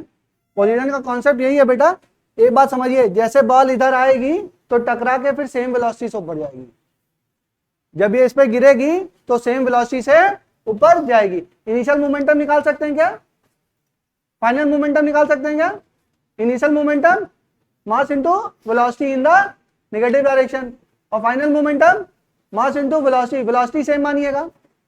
ठीक है, कोलिजन का क्या है, अगर 20 से ऊपर जा रही तो 20 से आपके ऊपर भी जाएगी। ठीक है, चेंज इन मोमेंटम निकाल सकते हैं, चेंज इन जीरो कैसे हो जाएगा बेटा, ये कितना मास इनटू वेलोसिटी, नेगेटिव डायरेक्शन में वो कितना पॉजिटिव में, तो जुड़ जाएगा ना, तो क्या हो जाएगा, जुड़ जाएगा। और उसमें चेंज इन मोमेंटम बराबर F impulsive into delta T, वहां से एफ इंपल्सिव निकाल सकते हैं। दूसरा सुनो, ये आया, अब सुनो सुनो सुनो सुनो, मास मोमेंटम क्या होता है, एक वेक्टर क्वांटिटी है, ये आया तो ये क्या करेगा, ये आगे जाएगा, तो इसका कुछ कंपोनेंट होगा, एक कंपोनेंट इधर और एक कंपोनेंट इधर, समझ पा रहे हो भाई, एक कंपोनेंट इधर एक कंपोनेंट इधर, ठीक है ना। और ये जाएगा जब रिबाउंड होगा तो ये 10 मीटर पर सेकंड की रफ्तार से जाएगा अभी, ठीक है, सेम एंगल पे जाएगा। अब ये गया तो इधर मोमेंटम निकाल लो, इनिशियल मोमेंटम क्या निकालोगे, इस इधर डायरेक्शन में निकाल लो, और फाइनल मोमेंटम क्या निकालोगे, फाइनल मोमेंटम का भी कंपोनेंट निकालोगे। फिर चेंज इन मोमेंटम, भाई ये वाला तो डायरेक्शन लगभग सेम हो जाएगा, इसका एक कंपोनेंट होगा, इसका डायरेक्शन क्या होगा, सेम हो जाएगा, वो जीरो आ जाएगा, और दूसरे मोमेंटम में कुछ होगा, उसकी कुछ वैल्यू आएगी, वहां से तुम क्या निकाल सकते हो, एफ इंपल्सिव निकाल सकते हो। क्वेश्चन ट्राई करना, शायद हो जाए और शायद ना भी हो, ठीक है, तो क्वेश्चन करना, थोड़ा दिमाग खोलो, हो जाएगा। ठीक है बेटा, थैंक यू।